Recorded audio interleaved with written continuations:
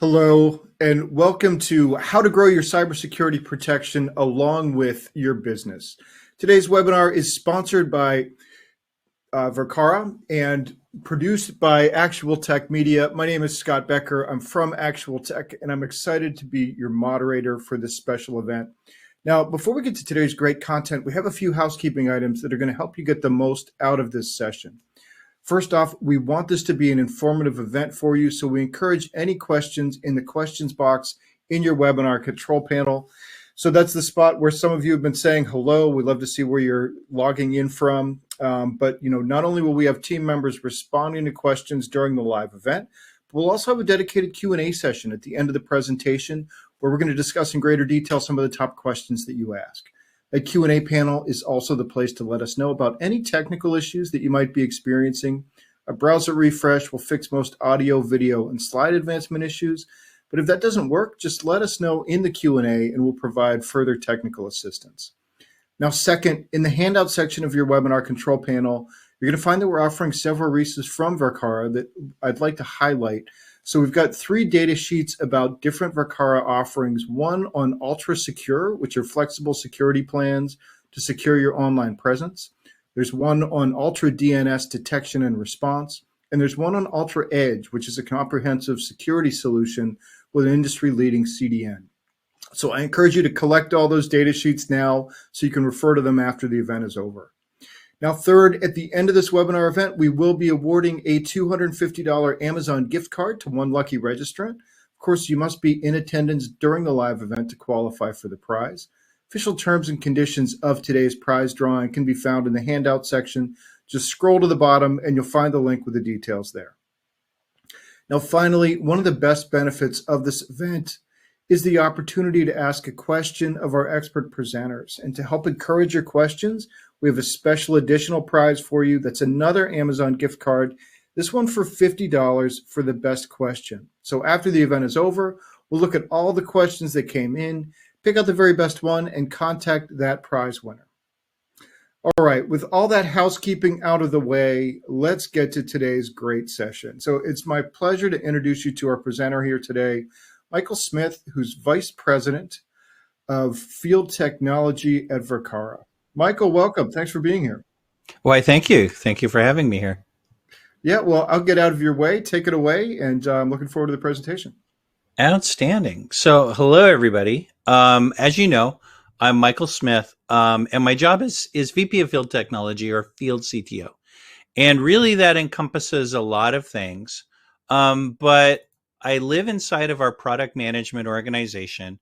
At heart, I'm a security engineer / security manager / even governance, risk, and compliance person. I've had various jobs throughout my history, but really just helping technical teams build solutions, build products, do integrations, and to build that in a secure manner. Okay. One of the things that I've been doing a lot, especially since 2015 or so, is helping with startups and helping startups in a couple different ways. One is as they grow, and this is what we're talking about today, but as they grow, how do they build the right size security for where they're at in their growth cycle, right? So there's, a 5-person startup does not require the same type of security, and really the solutions aren't built for them as a 10,000 person global FSI, right? It just doesn't happen. And so it's really kind of this fun challenge to get the right level of security for what they need. I also help out in the startup world with startups that are cybersecurity startups, okay? And they're building, they might start with a basic idea, but they're looking at how do we actually build features that people want? How do we position our products? How do we actually build for what our customers need, right? And so I really break the world down into 3 different buckets based on my experiences. And one is just large enterprise security. And we'll come back to them and talk differences here in a second. Then there's kind of this medium, small company where maybe you don't even have security people. You might not even have an IT staff. And so how do you build, a security program for that need? And then there's this other group that is like products. Maybe it's a software product. Maybe it's a physical product. Maybe it's just something that's a network connected device. So IoT fits in there.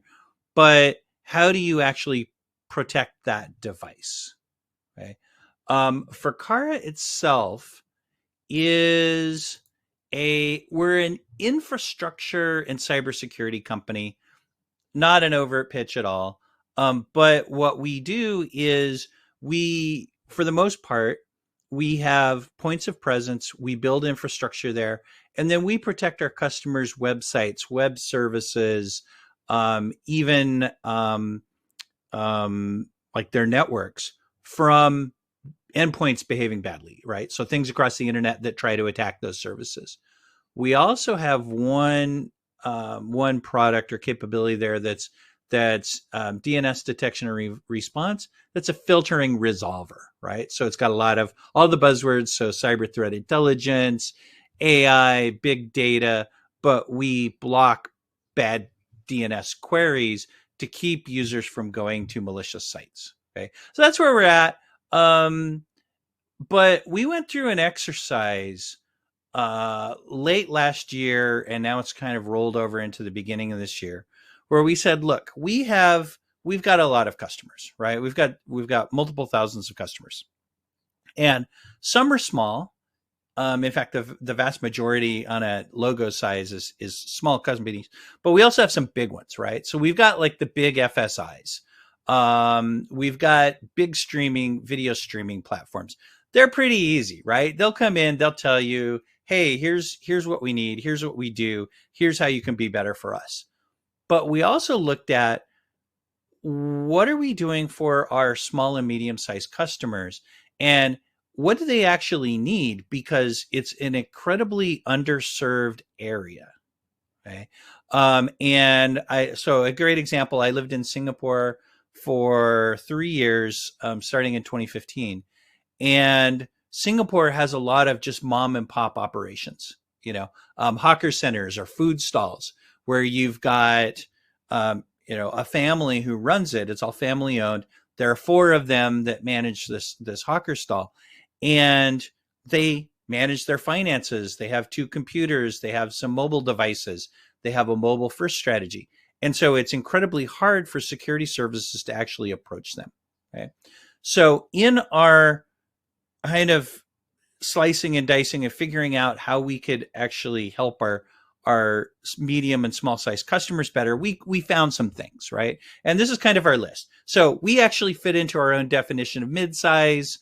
On any given day, depending on if you count contractors and things, we've got around, I think, 270 employees. This means a lot of things. So our internal IT department is it's 4 people, and our internal security operations center, so security operations for our desktops, laptops, is outsourced to an outsourced SOC. And so we have a help desk, we have a couple security management people, but we have a really small internal IT department. Our security operations center for DDoS mitigation and things like that, that's relatively big, but that's all the customer facing side. Okay. The mid-sized market is just really an unserved market, simply because it's not a big cash cow, right? If you have that hawker center or hawker stall that has 4 desktops or 2 desktops and 4 mobile devices, it's really hard to figure out how the economics work. Okay. Also, we had a lot of customers that were talking price, but when you start talking to them and start trying to figure out what it was that they were talking about, really what they were talking about was total cost of ownership.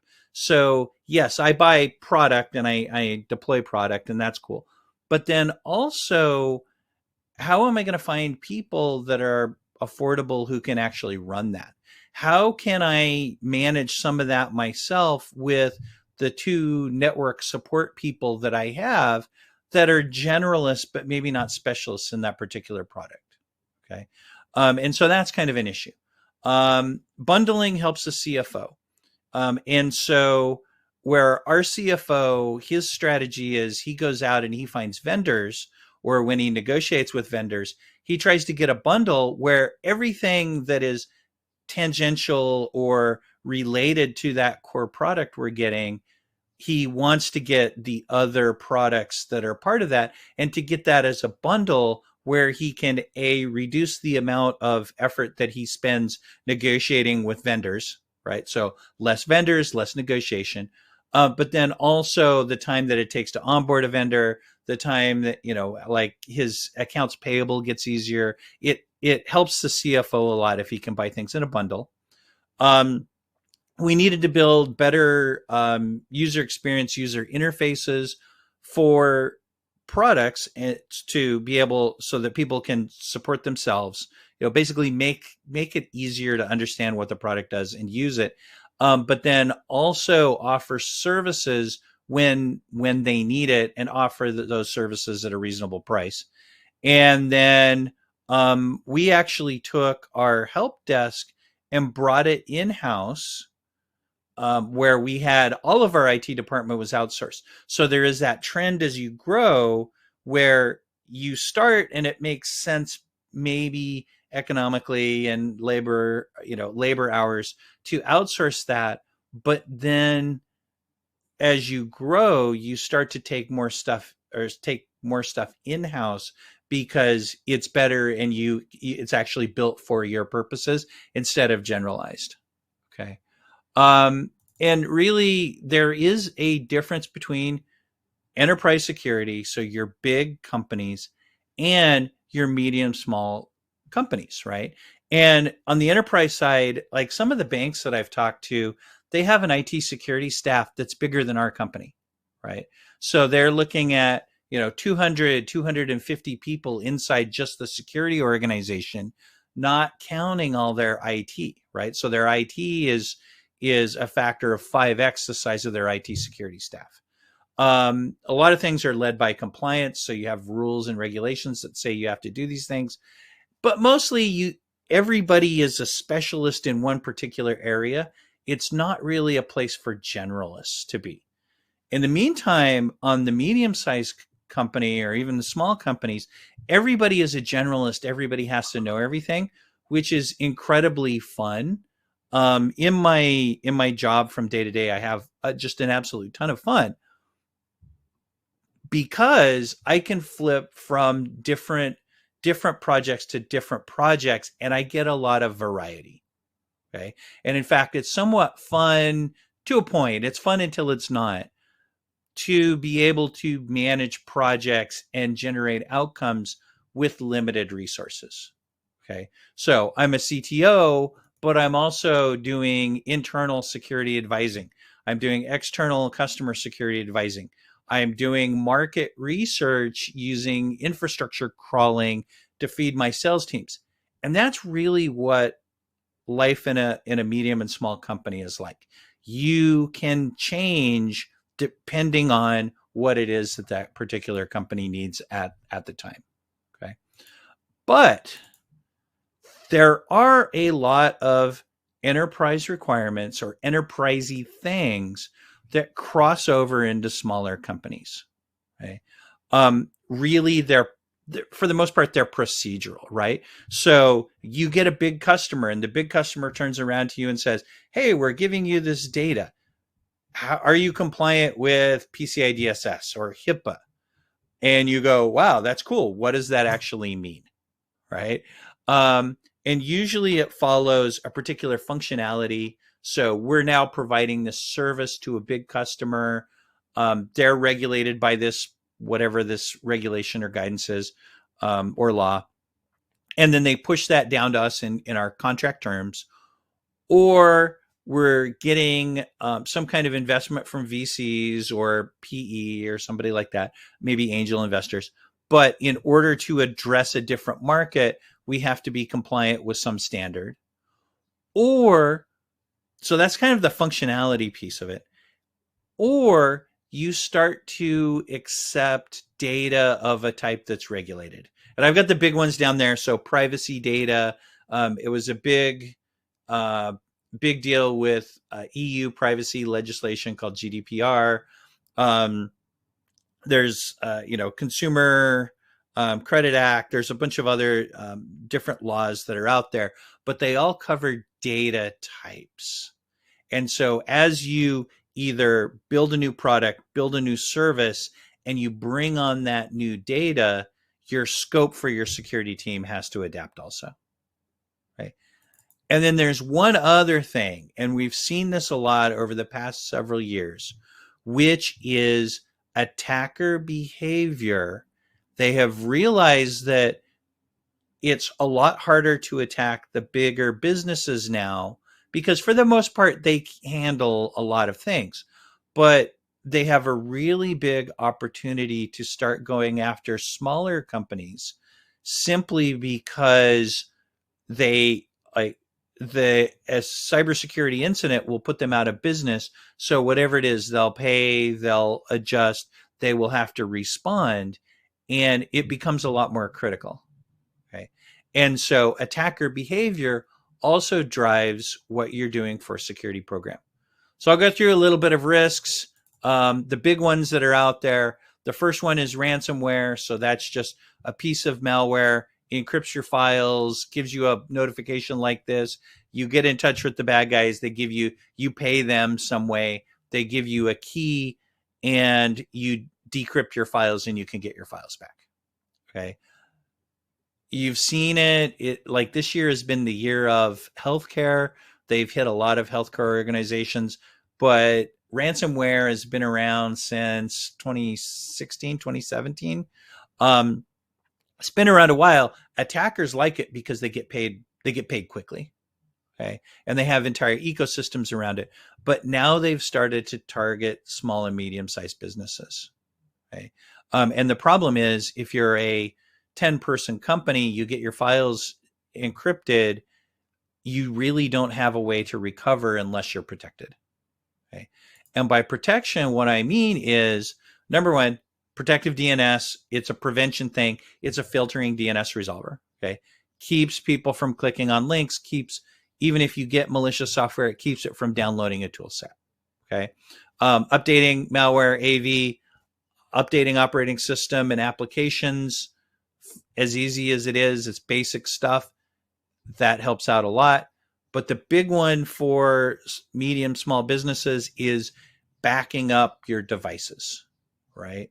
Backing up databases, whatever servers you have, whatever endpoints you have, even having spare equipment so that if somebody, if Mike's laptop gets infected, you go, okay, cool, not a big deal. You wipe it away, you restore the data from a point in time, and maybe they take 2 days of non-productivity because you have to like wipe their stuff. Or if you have ready hardware, you say, oh yeah, we just restore you onto a new piece of hardware. Maybe that reduces that time down to 4 hours. But having a backup and having that backup someplace where the malware or ransomware can't encrypt it, so having an offline backup someplace will help you and will save you. Okay. Next one is just outages, right? And one of the cool things when I lived in Southeast Asia was that the internet is a great equalizer for companies. And if you figure out how to sell online, how to move goods online, how to do shipping online, you can be a small little regional player that competes globally, right? And so I saw that a lot inside of Southeast Asia, smaller local companies that then use the internet in order to reach their customers.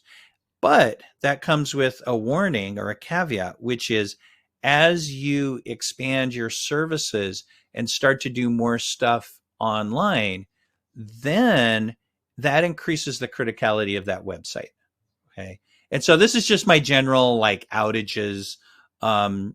Outages happen.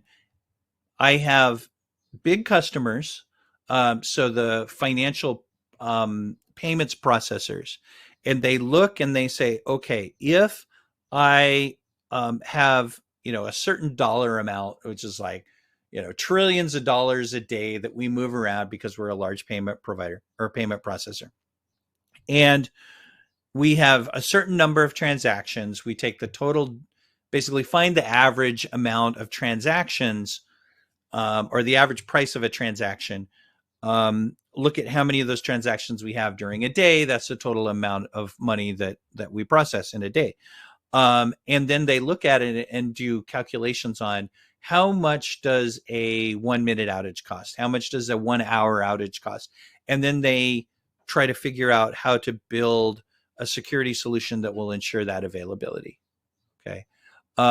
Same thing, small, medium sized guys. You look at it and you say, okay, if we have an outage, and there are different types of outages, we'll get there. But if I have an outage and maybe they go to a competitor, maybe they go to a big player, maybe they don't use me again in the future, but how much is that actually costing you in revenue? Okay. And so there's some fixes there. Actually, that is, hang on, I'm a couple slides ahead of myself. Urge. Let's go there. Okay, so for availability, couple things that work there, right? Number one is a lot of folks, especially in the medium size, they will be using a cloud first strategy, right? So you go to a cloud provider. That way, you know what? You're not buying servers, you're not installing them, you're not managing the network. A lot of times you have a cloud first strategy. We have a cloud first strategy for a lot of things. In fact, we have multi-cloud where we use Azure for some things, we use AWS for some things. We have some things that are our own products. We use those because we're a cloud infrastructure provider. But using cloud first is awesome because the cloud provider manages kind of the availability of the infrastructure. However, you still have to do load balancing and set that up inside of that particular cloud provider, right? A great example there is just application servers. So where you go to AWS, you stand up virtual machines, you still need a load balancer to load balance between machines. And AWS has this concept of availability pools, right? Or availability zones, where you have an East Coast, a West Coast, and so you can build servers in different availability zones in order to diversify your risk across some kind of outage happening. Okay, but different things that are in there. So scalability and redundancy across authoritative DNS, so hosting that domain itself and the entries inside of it, even though there might be just a handful of entries. But managing that, website and content delivery network, which is CDN. So CDNs are good for availability because they have a lot of different places that they have servers deployed. So users go to that particular CDN, which delivers your website. And then if there's anything that's dynamic content, then they'll send it back to your web server. So that helps out a lot. Your web servers still need to be load balanced, and the CDN has to be able to reach those. Okay. Infrastructure and data center network. If you run a data center, maybe a small data center, but having redundant network feeds into that, having redundant firewalls, routers, switches, things like that. Email service. A lot of folks in this size of company, you're out and you're using Microsoft Azure or Office 365. You're using what do they call it now? Google Workspaces, I believe. They changed the name like 3 or 4 times on me. But you're using the Google side. But that's good to use a service provider simply because it becomes their responsibility for availability, but you still have to think about how are you looking at what residual risk you have, like what's left over that the service provider is not taking care of, and how do you balance around that? Okay. And the last one that I have here, which is buy bundles of service. And that was one of the things that we did in our own kind of strategy for mid and small market, is we took we took our products and we bundled them together, so because they're related, right? So you can't do website availability well without a CDN, without authoritative DNS, and without a network. All of these are related to each other. So we took these products, we bundled them together, we made some decisions to say, okay, like what's the average infrastructure for the customer that meets this profile? And then how do we actually build the right package or bundle at the right price for them?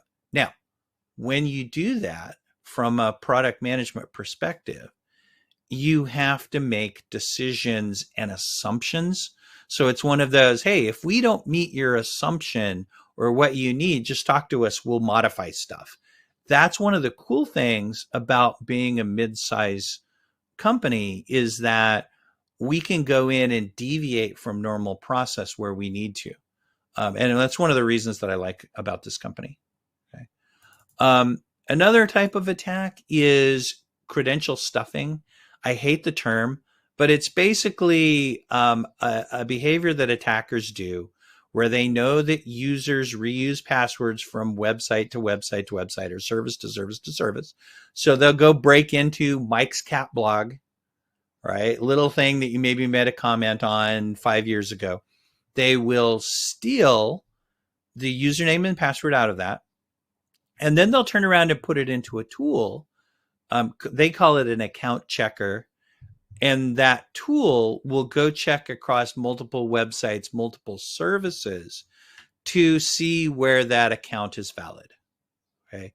And I've been fighting against these guys since 2012, when I first started fighting account checkers or credential stuffing, and helped to put some of them in jail.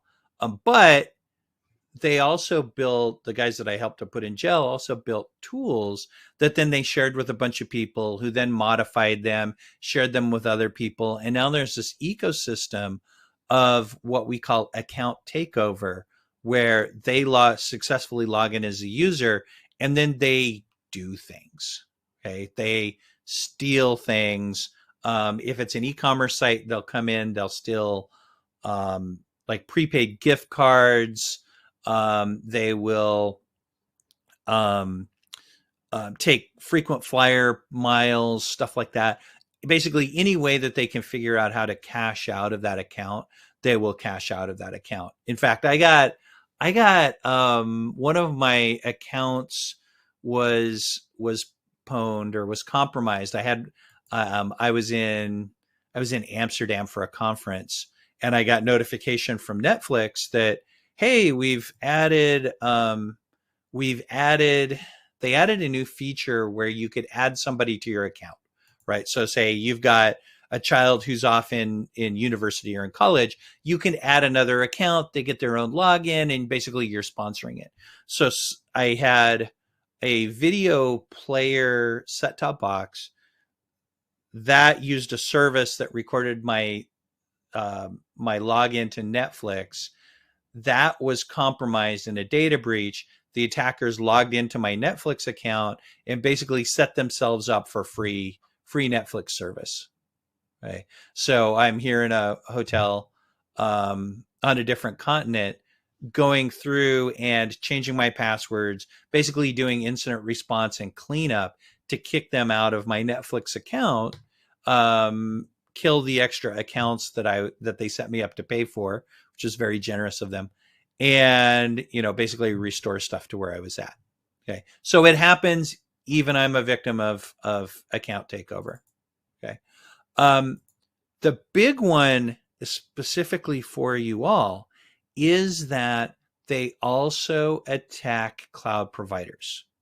Okay, and I've done cleanups before for larger organizations where they had their accounts that were taken over by credential stuffing.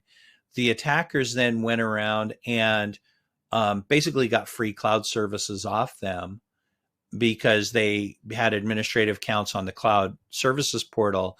They went in and set up additional services, set up a different business unit, and basically started setting up servers that they then used for spreading malware.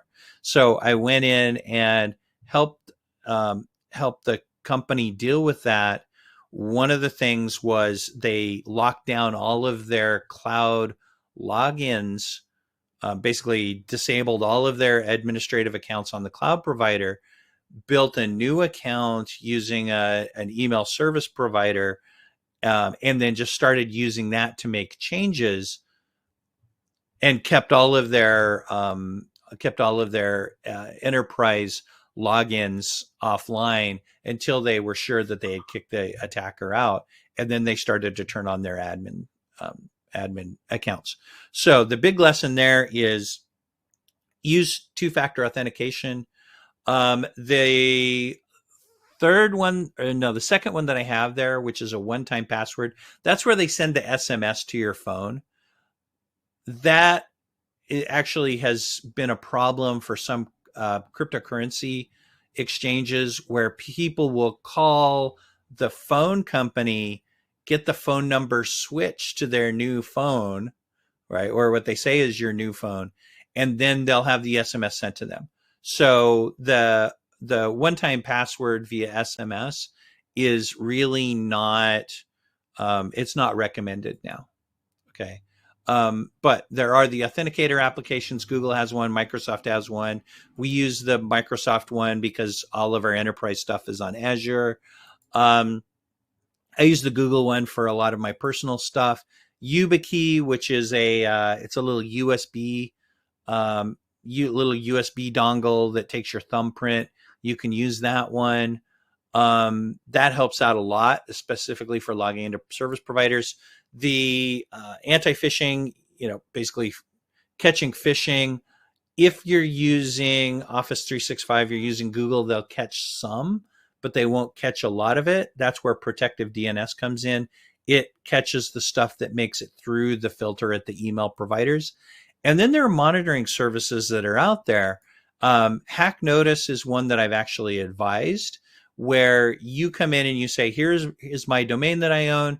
Your employees can come in, they can register their own personal accounts, and then it will tell them when their account has been compromised, and they can go change that account wherever it's at. Okay. Same with Have I Been Pwned? Have I Been Pwned is a lot more famous, but it's mostly geared at individuals, where you can sign up, you can put in your email accounts, and it will tell you when those accounts have been compromised. Okay. So that's a precursor to somebody using that password that they stole in a account takeover attack. Okay. The next attack is business email compromise. Again, it's a name that I hate. What happened? I got one of these last month. So what happens is the attackers go and they pretend to be your CEO, and they send you an email that says, "Hey, I'm your CEO. I'm your CEO.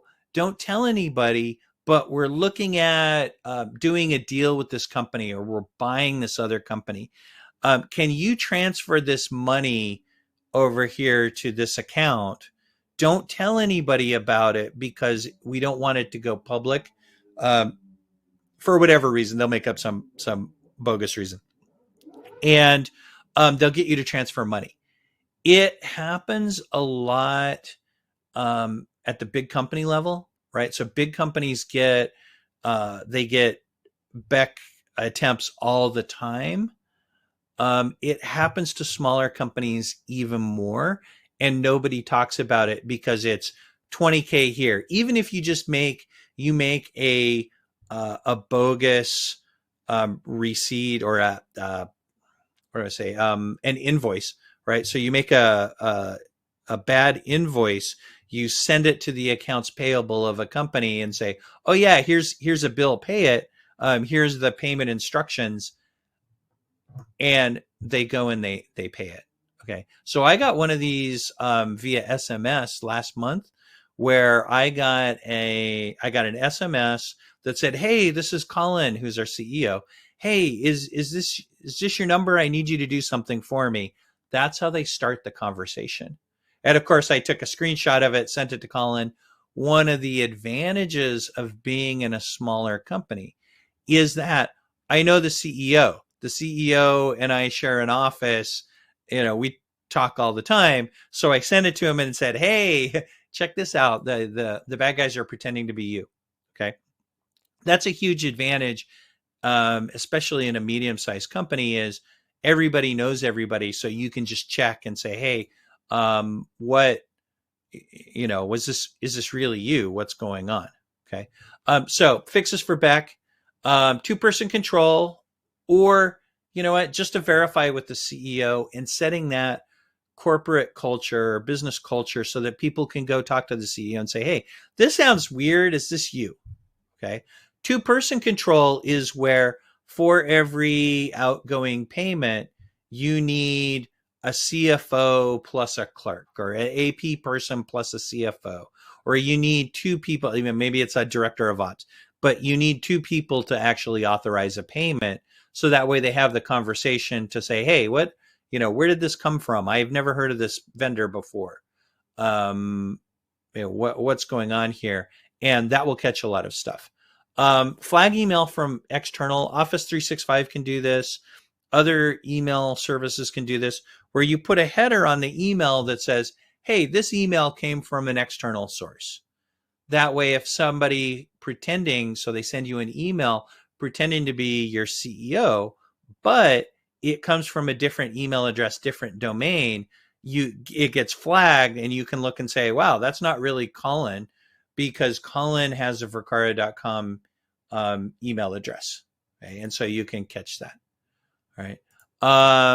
Finance staff education, just knowing that this stuff exists is a big one. And then protective DNS will catch a lot of different, we'll detect it as something like a phishing attack, and we'll block it and keep the user from going and following the link to whatever invoice is there. Okay. And then the last kind of attack that I want to talk about is just a data breach, a web-based data breach, which makes credential stuffing work, sometimes causes outages, but it's basically where somebody breaks into a website and steals data. Okay. Now, the reason that I bring this up different from infrastructure protection is that because regulation follows data breaches are all about stealing the data. A lot of jurisdictions, so countries, states, etc., have regulations about notification when somebody steals data, when you have a data breach, providing some kind of notification, and then also maybe a course of action. And the time for notification keeps getting smaller and smaller and smaller. There was one that's being pushed by CISA, which is a government agency for cybersecurity. They're talking 72 hours now for notification. A lot of regulations require 24 hours, right? So as soon as you detect a data breach, you have 24 hours to actually tell people, right? And so that drives it. Now, fixes for data breaches or web hacking. So outsource your payment processing when you can, because regulation and governance follows that data type. If you can remove that data type from your environment, say, and payment processing is a good example, there are places out there that use a fully software as a service solution that will outsource all of that payment processing, so you never see a credit card number, you never see the actual financial transaction. Those things are worth every penny that you pay to them. Okay. Just web protection, use a content delivery network. They offer some protections. A lot of them have a web application firewall over the top of it. We have a web application firewall product. We've got a CDN and web application firewall service. Those are incredibly useful, not just for the protection, but also for the cost savings and a bunch of other things that they do for you. Vulnerability scans. There are companies like Qualys that are out there that do vulnerability scans of you. Our content delivery network just rolled out a feature that does a really lightweight, higher level scan of applications to help you tune the web application protection side of it. DevSecOps helps you to deal with vulnerabilities and then update your application stack, right? So constantly be updating as new problems come out. Okay. So that leads us to like, what's the size? And I talk this with startups a lot. It's really for the size of your company as you grow, what does your security team look like? Okay. Don't get too hung up on the numbers. It really depends on how many IT staff you have, how many of your employees actually have IT resources. If you're running a factory, nobody has access to computers except for the front office folks, then consider the number of employees to be the number of like front office IT folks or front office folks that have IT assets. Okay. So at 10 employees, you're just looking at literally email security, turn on the automatic stuff. So automatic updates for the operating system, for the applications, for antivirus, have a simple backup strategy. Like even me personally, I've got a USB drive that's connected to a docking station. So every time I drop my laptop in there, boom, it backs up.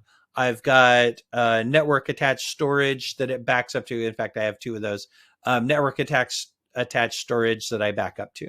Okay. That's good enough for a small business.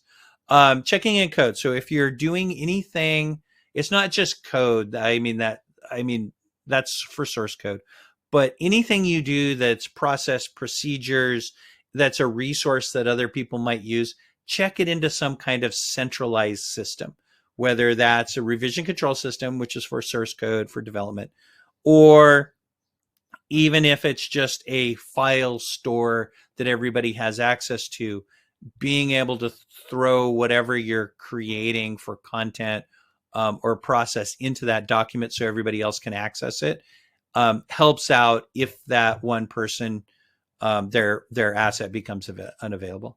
And then having environments for production, so the stuff that's public facing that makes you money, and stuff that you're working on, so that way you're not making changes to the live website or live network. Okay. Then you grow a little bit, you start to get, okay, like give me a security assessment. Right. And having an external party that comes in, does an assessment for you. You at this time, you probably get a security engineer or a security manager of some kind. You have centralized processes for management, some kind of a console for things. And you have some kind of logging happening so that when you have an incident, you can go back and figure out what happened. Okay. Get a little bit bigger, then you probably have a full-time security manager, or one of the strategies is you get an MSSP or a VAR that has a part-time CISO service that you can use to help you make decisions. You usually have an outsourced security operations center. You're looking at what your products are and trying to move security earlier into the life cycle. You might have a bug bounty program where you encourage people to say, hey, I found a problem. I found a security vulnerability. Can here's a method that you can report it to. And then you have membership and trust communities. And there are groups of people that are security managers or security incident responders that talk to each other. For example, FIRST, which is the Forum of Incident Response and Security Teams, fantastic.org organization that helps people solve problems with incident response. Okay. And we're a corporate member of that. We're also a corporate member of the IT, so information technology, ISAC, a lot of service providers there. We share information on attacks and vulnerabilities with each other. It's like, hey, we get together and say, hey, here's this vulnerability. What do you know? What are you guys doing about it? Okay. Phenomenally good. So when your big enterprise customers show up and say, or I showed this to you before, right? When your big customers show up and they say, hey, we've got this requirement that we want you to sign on to, how do you respond? So the first one is, we can't be compliant with security policy because that only scales to one customer. So how can we bundle things to meet the needs of our customers? At Vercara, this is what we do constantly, which is, hey, we have our own security policy. We'll push it to you. We have our own questionnaire. You've got a questionnaire. Well, it takes us, 8 hours to fill out your questionnaire. We already have a standardized questionnaire filled out. Can we hand that to you, and will that satisfy your needs? Getting assessed according to a security standard, even if you go do a self-assessment and say, oh yeah, these are the things that we do, these are the things that we don't do, but having an assessment of some kind that you can hand to your customers, that helps out a lot. And then really fighting giving your customers the right to come in and audit you, simply because it is an endless time sink and they can actually spend a lot of your time and money satisfying their demands for fetch a rock. Okay. And you see the promises that I have there: having a security program of some kind, having some kind of self-assessment questionnaire that you can feed to them to offset their questions, and then having some kind of assessment by a third party that you can allude to. Either we have it, here's the assessment document, have a nice day, or yeah, we've got that planned, it's on our roadmap. Okay. That takes us back to Vercara. What do? Infrastructure, cloud security, especially for medium-sized companies, small-sized companies. And with that, that takes us to our Q&A. So are we back to you for that, Scott? We are. Yeah, really nice presentation, Michael. I've been both, as a journalist covering the enterprise, and then I spent 15 years covering the channel with mid-size and small businesses is the target customer, and Yep. Just a really nice explanation there of the differences, security requirements for those guys. Really appreciate that. So we do have some questions here. Here's one there. We're a medium-sized business with an IT staff of 5 people.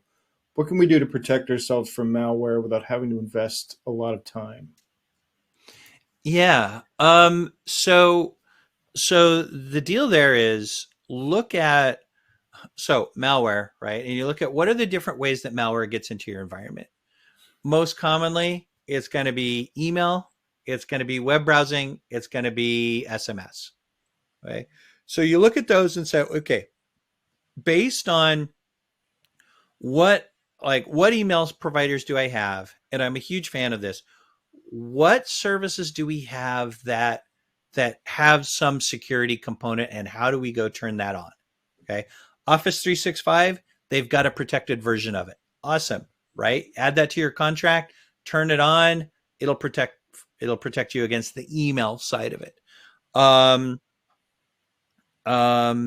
Web browsing gets a lot harder, because the security correct version is you run all your traffic through a web proxy that filters out the bad stuff. In reality, that's incredibly hard, and you have to have a certain level of, the level of effort to do that is really, really high. Protective DNS comes in there a lot. And one of the things, and this goes for the website and for the SMS site, protective DNS, you can build your own. There are services that are out there. We offer a service. Okay. And what it does is very, very basic protective DNS. You just subscribe to a threat list.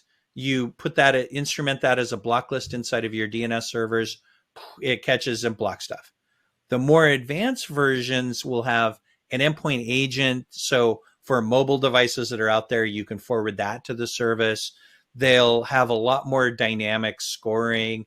They'll have a lot more resources, but just basic, simple DNS blocking provides a lot of value for a smaller business. Once you get to a mid-size, definitely look at a protective DNS service. Yeah. Yeah. And that raises a question for me, just, how do you guys go to market? Do you sell directly to like small and medium businesses, or do you typically go through the channel? I mean, how do people get your service? We do both. So as a like, if you look back at who is Vercara and what do we do? Um, let's see, 2.5 years ago, we were a business unit inside of a larger company called Newstar, right? And that business had been around for 20 years, give or take. And so that had been around for a long time, and they were a data broker. So they were bought by TransUnion. TransUnion said, okay, cool, like we want it for the data and for the fraud detection and kind of the threat intelligence pieces, but this infrastructure piece that doesn't really fit with what our portfolio is, right? No. And so they spun us out into a different company called New Star Security Services. It was incredibly confusing name wise, brand wise, but in the divestiture, we lost a lot of things. So Salesforce data, gets left with the mother company. We had a transition support agreement where things like database licenses, right? So we could use their database license or their enterprise database license for a while, and kind of that went away. So one of the things that got kind of weird was our channels organization, right? So we've been in the course of 18 months now doing a lot of stuff with channels. I'm on our channels team's weekly meeting saying, hey, what can we do? Where do you guys need help? So we do a lot of channels, right? 2 years ago, not so much. Now we're growing, and we're growing heavily in the channel side, especially outside of Western Europe, North America. Okay. But you are correct in that, smaller businesses specifically, it's a channels, right? It's a channels game, because that's where you get some of the services support from the vendors, are the VARs and the folks that offer managed services on top of Right. products, Right. right? So yes, definitely. But even then we go back through, and we do have a lot of small, medium-sized customers that are direct, they are direct customers. And so back last year, so towards the end of last year, we restructured our sales force so that we now have account executives, so salespeople.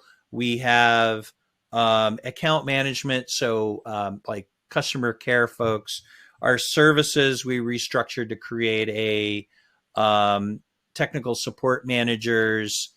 So we really realigned our entire sales force to talk to our small, medium-sized customers.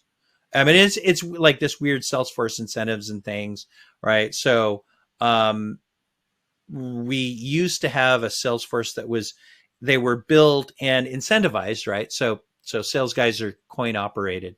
They were really built around selling to big enterprise customers, right? And that is, you either land the deal or you don't, but it's really, it's like whale hunting, right? It's very spotty. It's kind of unpredictable, because you either have a big customer or you don't, and they come on, they go away.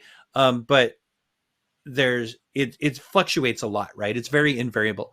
Where the small, medium-sized business is, it's slow and steady, and solving problems for people, making them happy, and it's a lot more constant, at least the level of deals and customers that are onboarding and things like that. It's a lot more predictable. Gotcha. Gotcha. Great. Thanks for that context. But a question here. You had mentioned this, I think, in the presentation, but somebody's wondering how many people are in your company.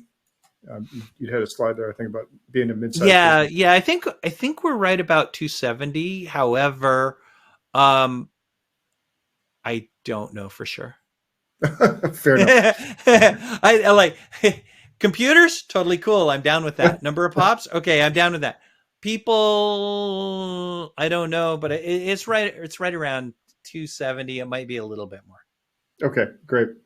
Another question here. How would you recommend convincing a medium-sized, non-regulated company to invest in cybersecurity and develop a comprehensive security program? Yeah. So comprehensive is going to be hard. Mm, Um, right. And that's kind of the lesson here is you have to go through at least a little bit of the risk management and to say, okay, for this stage, what are the worst things that could happen that would put us out of business?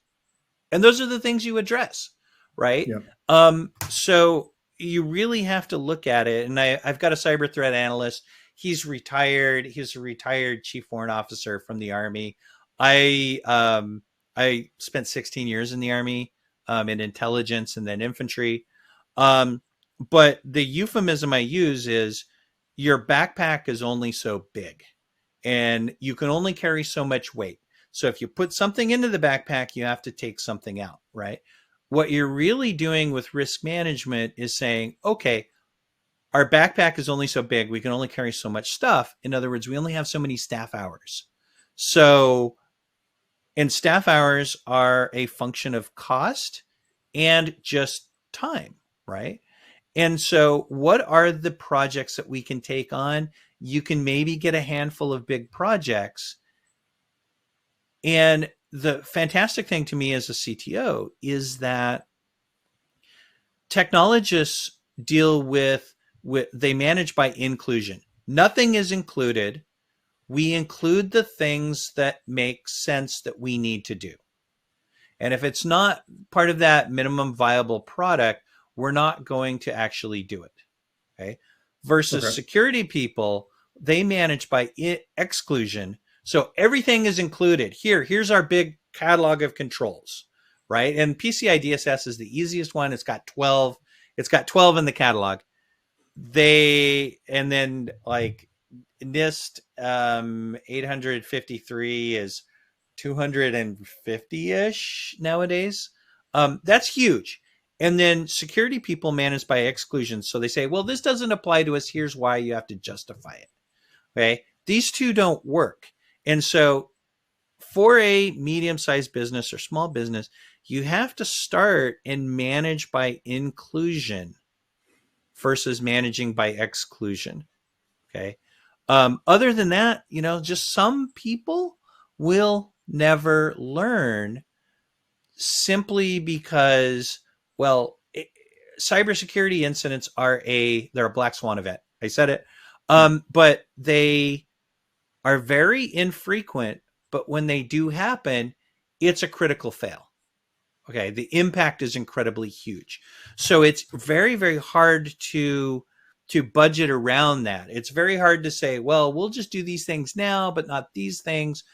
In order to actually figure that out, you need to be able to say, what are the impacts, right? What are the bad things that could happen that touch us? And I think the big ones in my presentation. And then what's our strategy to address those? And then what are all the other things that are nice to haves that, yeah, if we have time and effort and, maybe it's not this year, maybe it's next year, we'll fix that thing. yeah.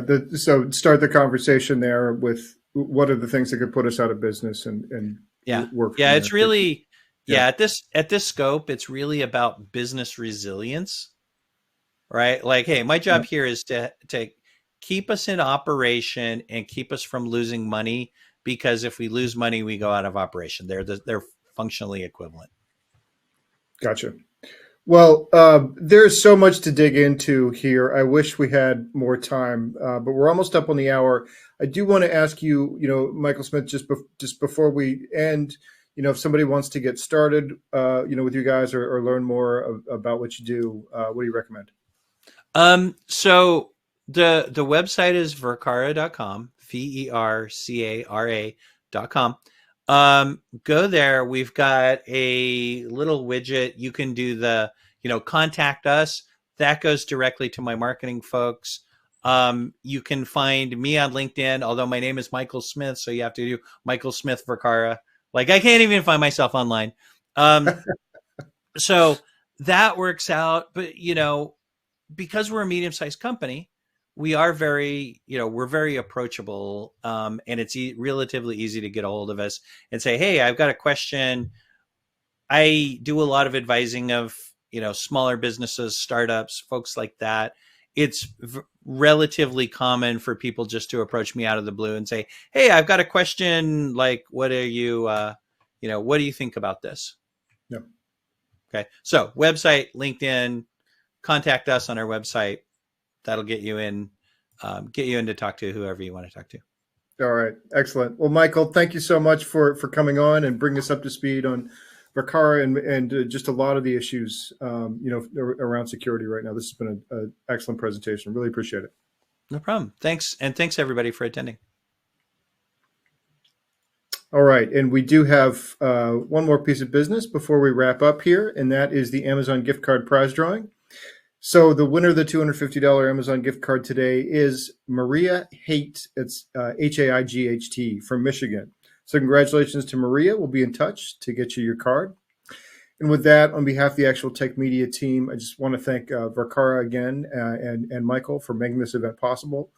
And thanks as always for attending and for your great questions. That's going to conclude today's event. Have a fantastic rest of your day.